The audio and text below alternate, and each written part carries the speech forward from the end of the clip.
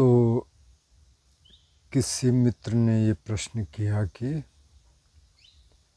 जागरूकता और एकाग्रता, इस पर थोड़ा विस्तार से बातचीत करिए। तो जागरूकता का मतलब हो गया जब आप होश में हैं, जागे हुए हैं। और एकाग्रता का मतलब ये हो गया कि जब मन ज़्यादा भटक नहीं रहा है। कई बार क्या है कि जागरूकता को सती जो शब्द है पाली में, जिसको अगर हिंदी में या संस्कृत में ट्रांसलेट करें तो स्मृति है, हिंदी में बोलेंगे याददाश्त भी कह सकते हैं। उसका ट्रांसलेशन जागरूकता नहीं है। तो जो बुद्ध ने जो शब्द यूज किए मुख्य रूप से सति, संपजन्य,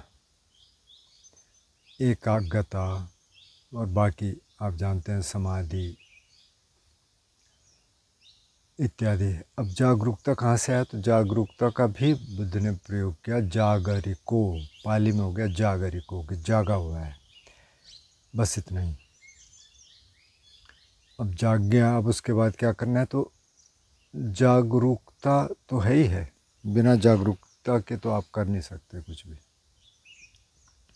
लेकिन जो कीवर्ड्स है ना, जो शब्द बहुत इम्पॉर्टेंट है, एक तो है सती, जिसका अंग्रेजी में ट्रांसलेशन हुआ माइंडफुलनेस। अच्छा शब्द है, मतलब आप माइंडफुल हैं, आपको पता है क्या कर रहे हैं। दूसरा शब्द है संपजन्य। संपजन्य का ट्रांसलेशन बहुत मुश्किल है, तो कोशिश करेंगे। और जो एकाग्रता आप कह रहे हैं, तो उस पर भी चर्चा करेंगे। तो पहले तो है सती। अब अगर आप आज का संदर्भ देखें तो ज़्यादातर वो कहते हैं माइंडफुलनेस मेडिटेशन। माइंडफुलनेस मतलब सती एक पार्ट है अष्टांग मार्ग का। सम्मा सती, सम्मा समाधि, समाधि से पहले सती, सती से पहले वीर्य। तो अब सती का मतलब माइंडफुल है। तो यहाँ जब वो कहते हैं कि जब आप आनापान करते हैं, आनापान सती उसका नाम है, तो आप सांस के प्रति अवेयर हैं। अवेयर शब्द का भी यूज कर सकते हैं, माइंडफुल हैं।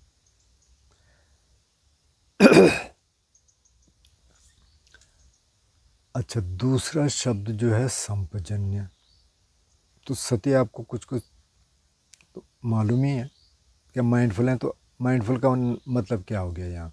अगर सती का स्मृति लगाएं यानी कि याददाश्त, तो आपको याद है कि आप कर क्या रहे हैं। आप बैठे हैं तो आप सांस का आना जाना महसूस कर रहे हैं। अब होता क्या है कि आपने 2-4 सांसें ली, दिमाग भाग गया, तो सती का मतलब है कि आप वापस लाएं। आपको याद है कि आप क्या कर रहे हैं। जैसे माना आप नॉर्मल लाइफ में कोई काम कर रहे हैं, माना आप खेती में कुछ काम कर रहे हैं, तो आप हार्वेस्टिंग कर रहे हैं सपोज। तो आपको पता है कि आप हार्वेस्टिंग कर रहे हैं, कैसे करना है। अब अगर आप का दिमाग कहीं और चला जाएगा तो वो हो नहीं पाएगा। तो आपको पता है, आपको याद है। जैसे अगर सांस का ध्यान कर रहे हैं तो सांस का आपको पता है, दिमाग कहीं और जाएगा, आप उसको वापस लेके आएंगे। सती हो गया। संपजन्य। अब संपजन्य क्या है? संपजन्य को समझाना मतलब मेरे लिए काफ़ी मुश्किल था। संपजन्य को समझना मुश्किल मतलब कि मेरे को बहुत देर में समझ आया कि क्या मतलब है। क्योंकि अब इसका अंग्रेजी ट्रांसलेशन क्या है? क्लियर कॉम्प्रिहेंशन या क्लियर अंडरस्टैंडिंग। क्लियर अंडरस्टैंडिंग, अच्छा शब्द है, क्लियर अंडरस्टैंडिंग का है कि, तो जो बहुत साधारण भाषा में अगर समझाएं इसको, जिससे मुझे समझ आया कि संपजन्य का मतलब, जैसे आप बॉडी के प्रति अवेयर हैं, तो जो अवेयरनेस है, जो सेंसेशंस हैं बॉडी में, उसके प्रति आप अवेयर हैं। नहीं तो अब सेंसेशन नहीं है तो आप अवेयर नहीं रह पाएंगे। जैसे माना पैर सो गया, तो आप कहते हैं पैर सो गया जी, तो मतलब सेंसेशन चली गई, उसकी संवेदना चली गई। फिर थोड़ा आप टैप करेंगे इधर उधर, हिलाएंगे डुलाएंगे, फिर से आगे क्या आया, संवेदना आ गई। तो उसके आधार पर आप जान रहे हैं। तो संपजन्य को समझने का सबसे आसान तरीका ये, माने कि आप सांस देख रहे हैं, सांस पे आपका ध्यान है और आप बॉडी अवेयरनेस भी है, या कम से कम इस इलाके की अवेयरनेस है, तो उसको बोलेंगे संपजन्य, सति संपजन्य। कि आपको संप्रज्ञान अगर उसको ट्रांसलेट करना है संस्कृत में, तो संप्रज्ञान हो सकता है। तो मतलब जो ज्ञान प्रकट हो रहा है उसके प्रति आप संवेदनशील हैं, उसको आप जान रहे हैं। तो ज्ञान क्या प्रकट हो रहा है, जिस तरह की बॉडी अवेयरनेस है उसको आप जान रहे हैं, तो वो संपजन्य हो गया। अब आप कह रहे हैं एकाग्रता, तो अगर एकाग्रता को तोड़ के देखें या उसका ट्रांसलेशन करें संस्कृत में, तो एक अग्रता हो गया। तो मतलब कि अग्र का मतलब आगे भी होता है, पॉइंट भी होता है, एक ही रह जाए। तो आप ये समझ सकते हैं कि कोई अगर धनुष बाण चलाना जानता है, मतलब बाण चलाना जानता है, तो उसका ध्यान एकदम उस पे रहता है, टिप पे, जो एरो है उसके टिप पे रहता है। वहीं से एकाग्रता शब्द आया कि वहाँ देखो, और जहाँ आप उसको चलाना चाहते हैं, जो आपका लक्ष्य है, वो भी दिख रहा है, ये टिप भी दिख रही है, तभी वो चला पाएगा, नहीं तो नहीं चला पाएगा। दोनों दिखने चाहिए। तो ये भी है, वो भी है, और एक ही इधर उधर नहीं है, दिमाग वहीं है। तो वहाँ से शब्द आया एकाग्रता। तो ये कई बार ना थोड़ा कंफ्यूज कर सकता है एकाग्रता। तो एकाग्रता का मतलब क्या हो गया? जब बुद्ध समाधि की बात कर रहे हैं, तो सपोज पहली समाधि की बात हम कर लेते हैं कि वितर्क विचार पीति सुख एकाग्रता। तो उन्होंने कहा वितर्क है, मतलब कि इनिशियल थॉट है, एक जनरली एक इमेज के रूप में आता है शुरू में, एक कुछ मूवमेंट होता है, उस पर फिर विचार बनता है। संज्ञा जो परसेप्शन है, दिमाग का दूसरा हिस्सा उसको रिकॉग्नाइज करता है, अच्छा ये इस तरह का कुछ है। जैसे कभी एक बहुत इंटरेस्टिंग एक्सरसाइज है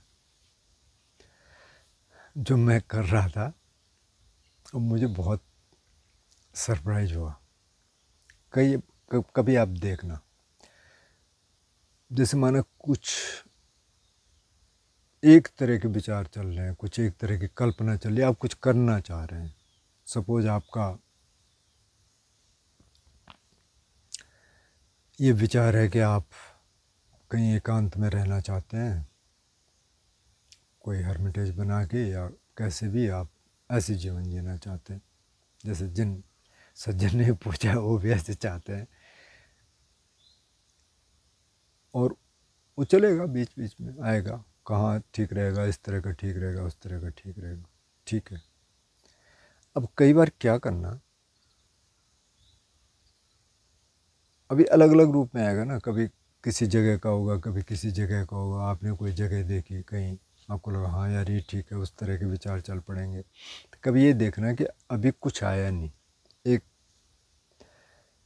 सिर्फ एक इमेज आई, और आप वहाँ रोक देना और फिर देखना, दिमाग से पूछना कि अच्छा भाई इससे आगे क्या है प्लानिंग। तो आपको हैरानी होगी कि इस एक मूवमेंट में, इस एक इमेज में उसका पूरा का पूरा उसको पहले से पता है। पता नहीं साइंटिफिक भाषा में इसको क्या कहेंगे, मुझे नहीं मालूम, या इस पे एक्सपेरिमेंट हुए कि नहीं हुए, लेकिन ये मैंने अपने दिमाग में देखा। फिर मैंने कहा अच्छा आगे चल भाई, आगे क्या है। तब आप कॉन्शियसली आप सोच रहे हैं, कॉन्शियसली आप देख रहे हैं, उसका पूरा प्लान है। अब ये प्लान कहाँ से आया? क्योंकि आप बार बार सोच रहे थे, उसको पता है कि कुछ कुछ ऐसी ऐसी डायरेक्शन है इसकी। माना कि आप ऐसे एक जगह में चाहते हैं कि जहाँ चारों तरफ जंगल हो, कोई ज़्यादा डिस्टर्बेंस ना हो बस्ती की, गांव की, लाइक माइंडेड लोग हों, जितना हो, आप अकेले रहना चाह रहे हैं। तो वो आपने कई बार सोच लिया, तो दिमाग को सब पता है, तो वो थोड़ा बहुत उनको इधर उधर करके जोड़ जाड़ के वही स्टोरी आपको पेश कर देता है। तो अब ये चीज़ें आती रहेंगी, ये दिमाग का एक काम करने का तरीका है। तो जहाँ उन्होंने कहा कि वितर्क विचार, तो अब इसमें इनिशियल थॉट है और सस्टेन्ड थॉट है। अब इनिशियल थॉट का मतलब जो शुरुआत में आया, इमेज आई, उसके बाद ये विचार चल पड़ा, जो मैंने अभी आपको एक एग्जांपल दिया। तो उसमें ज़्यादा कुछ सोचने की उसको ज़रूरत नहीं पड़ती, वो आया और वो अपना चल पड़ा उसमें। वो अभी है प्रीति है। प्रीति का मतलब हो गया रैप्चर, प्रीति का मतलब हो गया कि बहुत अच्छा लग रहा है, मन में बहुत अच्छा है। सोमनस्य भी उसको कभी कहा बुद्ध ने। दो मनस्य मतलब कि इलविल या द्वेष, और सोमनस्य का मतलब प्रीति। जब आपका मन बहुत अच्छा है, आप सबके लिए अच्छा चाह रहे हैं, आप खुद भी अच्छा फील कर रहे हैं, तो प्रीति आ गई, मन में प्रीति आ गई, सुख आ गया, बॉडी में सुख आ गया, मतलब ब्लिस जिसको कह सकते हैं। सूक्ष्म संवेदनाएं आ गई, दर्द लगभग नहीं है, हैं भी तो बहुत कम होंगे। ऐसा नहीं है कि आपको पोस्चर चेंज करना पड़े। और फिर करें कि एकाग्रता। तो अब एकाग्रता क्या है? अभी विचार तो है, लेकिन अब विचारों में गैप आने शुरू हो गए, और जो हमें लंबी श्रृंखलाओं की बात कर रहे हैं, वो श्रृंखलाएं तो ख़त्म हो गई। अब वो आता है तो दिमाग उसको पहले अलग कर देता है, क्योंकि उसको पता है कि अच्छा आगे क्या चलने वाला है। तो रैंडम थॉट्स तो आएंगे, वितर्क विचार, रैंडम थॉट्स आएंगे। ये जो लंबा चल रहा था चेन, ये ख़त्म हो गया। अब रैंडम थॉट्स के बीच में गैप आने शुरू हो गए। अब गैप आने शुरू हो गए तो मन शांत होना शुरू हो गया। यहाँ से शांति आनी शुरू होती है एक्चुअल में, जबकि थॉट्स के बीच में गैप आने लग गए। तो मन आपका शांत होने लग गया, तो उसको कहा एकाग्रता, क्योंकि अब बिखरा हुआ नहीं है। जिसको चित्तानुपස්සना में कहते हैं कि विक्षिप्तं चित्तं विक्षिप्तं चित्तं तिपजानाति, संक्षिप्तं चित्तं संक्षिप्तं चित्तं तिपजानाति। मतलब जब विक्षिप्त है चित्त, विक्षिप्त मतलब बिखरा हुआ है, इधर भी जा रहा, उधर भी जा रहा, इधर भी जा रहा। अब संक्षिप्त हो गया, अब ऐसे नहीं जा रहा है, मतलब ठीक है, थोड़े बहुत थॉट्स हैं, एकाग्रता। दूसरे जहाना में क्या हो रहा है? दूसरी समाधि में ये वितर्क विचार हट गया, अब तीन ही रह गए। प्रीति रह गई, रैप्चर, जॉय, सुख रह गया, मतलब बॉडी में हैप्पीनेस है, एकाग्रता है। अब पहले जहाना से ज़्यादा एकाग्रता है, क्योंकि अब थॉट तो है नहीं जो डिस्टर्ब कर रहा था। लेकिन अब ये जो प्रीति और सुख है, ये भी एक तरह से मन के लिए थोड़ा सा डिस्टर्बेंस है। तो फिर प्रीति को भी छोड़ता है। जो जितना ग्रॉस है, जितना स्थूल है, उसको छोड़ता जाता है मन। जैसे जैसे शांति की तरफ बढ़ता है, वो छूट गया। तीसरे जाने में क्या हुआ है? प्रीति भी छूट गई। और चौथे जाने में क्या हुआ? सुख भी छूट गया, क्योंकि इससे भी डिस्टर्बेंस हो रही है, मन बार बार उधर जा रहा है। तो अब क्या रह गया? अब सिर्फ एकाग्रता रह गई। तो असली एकाग्रता ये है, और कुछ है ही नहीं, कोई डिस्टर्बेंस नहीं है, सिर्फ एक स्पेस की फीलिंग है, बस कुछ नहीं हो रहा, वहाँ मन है। तो असली एकाग्रता ये है। लेकिन अब ये एकाग्रता, इसको आने में तो समय लगेगा शायद न भी आए चौथे जाने तक, बहुत लोग पहुँचते नहीं हैं। कोई भिक्षु मुझसे कह रहे थे कि चौथा क्या मतलब? पहले जाने में पहुँचने वाले भी 1-8% होंगे। भिक्षुओं की बात हो रही, भिक्षु भिक्षुणी, मतलब जो गए इसलिए कि हमको बस अब ध्यान ही करना है, हमको इनलाइटन होना है। कम से कम थेरावादा के हिसाब से, महायाना के हिसाब से ये है कि हमको अपनी पारमिताएं पूरी करनी है और हमको सेवा करते रहना है। ठीक है, वो भी, लेकिन ध्यान तो वहाँ भी है ही। तो उनमें से भी 1-2% को कि ये हो पाता है। तो मतलब आप समझ सकते हैं कि ये बहुत ऊंची स्थिति है। तो चलो उपचार समाधि की बात कर लेते हैं। उपचार समाधि का मतलब कि जब ये वितक विचार पीति सुख एकाग्रता, ये 5 हैं, पहले जाने से थोड़ा पहले की स्टेज है, तो इसका मतलब ये भी हो सकता है कि आपको थोड़ा बहुत दर्द है अभी शरीर में, ज़्यादा नहीं, थोड़ा बहुत, लेकिन आप वो अनुभव करने लग गए, थोड़ा सा जॉय आने लग गया, थोड़ा सा ब्लिस आने लग गया। तो वहाँ आप एकाग्रता को समझ सकते हैं कि अब ज़्यादा इधर उधर नहीं जा रहा, फैंटेसीज में नहीं जा रहा, वो लंबी जो चेन्स होती हैं वो ख़त्म हो गई। तो ये तो हो गई एकाग्रता। तो इसलिए एकाग्रता से कई बार लगता है कि कंसंट्रेशन, ये किसी ने समाधि का ट्रांसलेशन किया है, कंसंट्रेशन, ठीक है, तो अब समझाने के लिए कुछ तो बोलना पड़ेगा। लेकिन ये उस तरह का कंसंट्रेशन नहीं है कि जैसे हम कहते हैं कि अच्छा यहाँ कंसंट्रेट करो एक पॉइंट पे, हालांकि उससे भी आप समाधि में जा सकते हैं, लेकिन ये ज़्यादा ये है कि एक जगह आ गया, अब मन बिखरा हुआ नहीं है, एक जगह आ गया। एकाग्रता तो ये हो गया। जागरूकता मतलब आप जागे हुए हैं, आप होश में हैं, बिना होश के तो हो ही नहीं सकता। लेकिन ये होश वाली स्थिति बहुत पहले की है, और उसके बाद जो सती, संपजन्य और एकाग्रता की मैंने बात की, ये बात की स्थितियाँ हैं। तो जब समाधि में जाएंगे तो इन सब की ज़रूरत पड़ती है। होश तो है ही है, जागरूकता आप हैं ही है, उसके बगैर तो कुछ होता नहीं है। अब एक शब्द है इंग्लिश में अवेयरनेस, जो कि बहुत अच्छा शब्द है, अवेयरनेस। तो आप अवेयर हैं, आप इसमें जागरूकता भी आ गई, इसमें माइंडफुलनेस भी आ गई, बिना उसके आप हो नहीं सकते। अब जो माइंडफुलनेस है ना, जो जिसको हम कहते हैं स्मृतिवान, या बुद्ध ने उसको कहा सतीमा। सतीमा का मतलब कि जो माइंडफुल है। तो भी माइंडफुलनेस तो पूरी ज़िंदगी में, जैसे इन्होंने ख़ास तौर पे कहा कि लाइफ में, आम जीवन में, तो आम जीवन में है। अब आप रास्ते चल रहे हैं तो आप माइंडफुल हैं, पहाड़ में हैं आप, तो जहाँ भी हैं मैदान में, तो और माइंडफुलनेस चाहिए। तो कल हम लोग विकास नगर, एक बाज़ार है, मैं बहुत साल पहले यहाँ था, 40-45 साल पहले शायद, बहुत छोटा सा होगा, तो ऐसे पैदल चलते, आज इतना बिजी, इतनी दुकानें, मैं अच्छा हैरान रह गया। तो वहाँ तो आपको बहुत माइंडफुल रहना पड़ेगा। अब आप सड़क क्रॉस कर रहे हैं तो बिना माइंडफुलनेस का आप कर ही नहीं सकते, इतना ट्रैफिक है।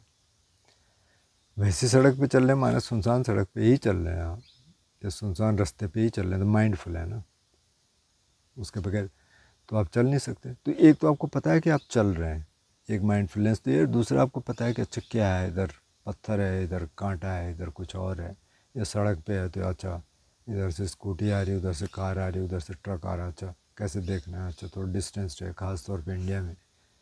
अब यहाँ कोई प्रॉपर जगह तो है नहीं कि यहाँ से आप क्रॉस करो, बहुत सारी जगह, जैसे कल गए थे टाउन में, बड़े शहरों में होगा, छोटे में तो कोई सिस्टम है नहीं, तो आपको बहुत माइंडफुल रहना पड़ेगा। तो ये जो सती है, या जागे हुए हैं आप। अब आप इधर से आपने कुछ और म्यूज़िक भी लगा रखा, उधर से आप कुछ चल भी रहा है, कुछ देख भी रहे हैं, तो एक्सीडेंट होने की ज़्यादा संभावना है, ऐसे ही होते हैं।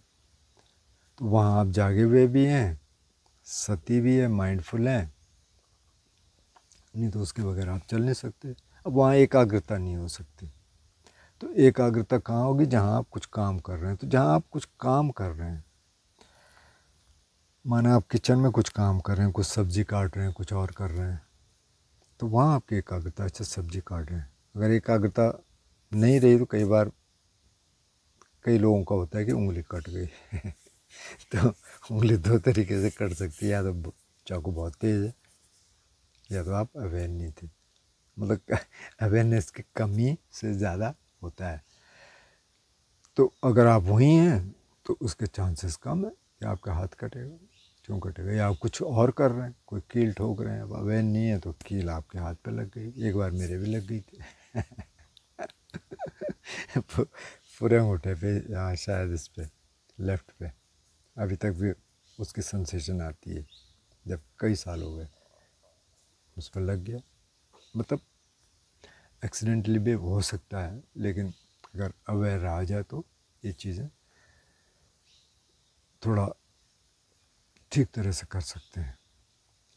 तो दैनिक जीवन में तो ये है ही है, जागरूकता भी है, एकाग्रता भी है। एकाग्रता वहाँ जहाँ जहाँ आप कोई काम कर रहे हैं, और सती माइंडफुलनेस, माइंडफुलनेस के बगैर आप कुछ कर ही नहीं सकते।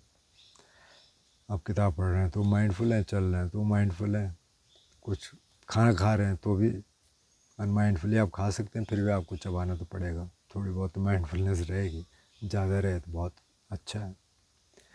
तो कुल मिला के ये है, ध्यान के संदर्भ में भी और दैनिक जीवन के संदर्भ में भी। फिर भी कुछ और होगा तो आप बताना।